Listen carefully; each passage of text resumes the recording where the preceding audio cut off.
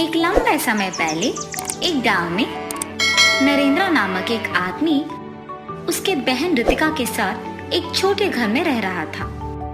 बचपन में ही उनके माँ बाप का देहांत होने के कारण वो उसके बहन का ख्याल रखता था।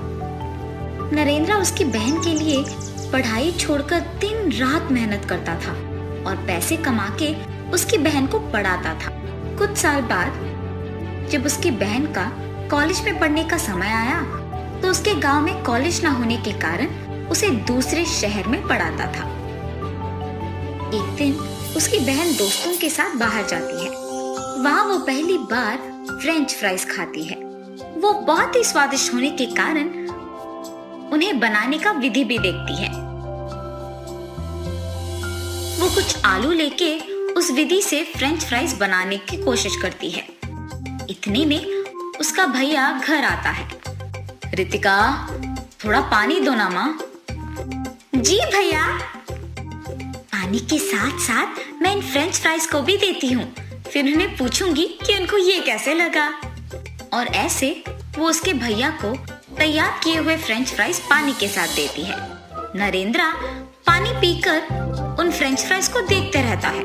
तब रितिका, भैया वो यूं ही घूरने के लिए नहीं है बल्कि खाने के लिए बने हैं, जरा खा के तो बताओ कि कैसे हैं। उसके बहन के ऐसे कहने पर ये ना जानने के बावजूद कि वो क्या है, नरेंद्र उन्हें खा कर कहता है, कैसे बनाया तुमने ये? बहुत ही स्वादिष्ट है। हमारे गांव में तो मैंने इसे कभी नहीं खाया। भैया इन्हें मैंने ही बनाया।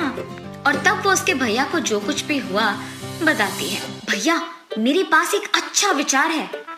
क्या है वो रितिका? हमारे गांव में फ्रेंच फ्राइज के बारे में किसी को भी नहीं पता है, इसीलिए हम एक फ्रेंच फ्राइज का दुकान लगा के इन्हें बेचेंगे। तब बहुत लाभ होगा। बच्चे और बड़े इसे एक ही समान पसंद करेंगे और तुम्हें भी ज्यादा काम करने की जरूरत नहीं पड़ेगी। बात तो सही है, मगर इन्हें बनाना तो मुझे नहीं आता है ना रितिका। मुझे आता है ना भैया, मैं आपको इन्हें बनाना सिखाऊंगी। ठीक है माँ। और ऐसे वो अपने भैया को फ्रेंच फ्राइज बनाना सिखाती है। मुझे तो इन्हें बना के बेचना पसंद ही नहीं है, पर मेरे बहन के खातिर मैं ये करूंगा, तब उसे बहुत खुशी होगी। बेटा इन्हें बनाना तो बड़ा आसान है और हमारे गांव में भी आलू का दाम कम है। ये सब मैं तुम्हारे ही लिए कर रहा हूँ। ये कह के नरेंद्र आलू को खरीद के एक नया दुकान लगा के फ्रेंच फ्राइज बना के उन्हें बेचने लगता है।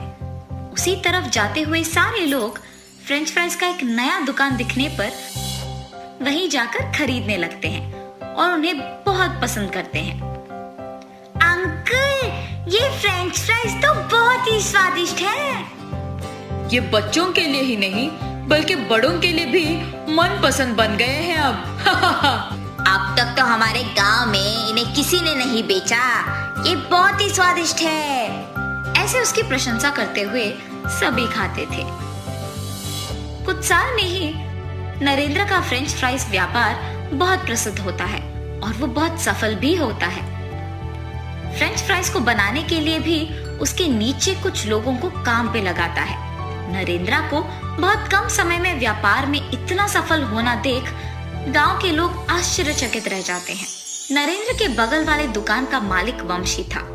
उसे हमेशा उसके व्यापार से ज्यादा नरेंद्र के व्यापार का विकास होना देख जलन होता था। इसके सफलता को ऐसे देखने से कुछ नहीं होने वाला।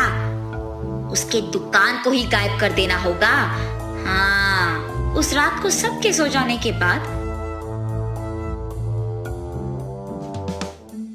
वंशी नरेंद्र के दुकान को गायब कर देता है। नरेंद्र जब सुबह उठ के उसके दुकान की ओर जाता है तो उसे वहां कुछ नहीं दिखाई देने पर वो हैरान हो जाता है।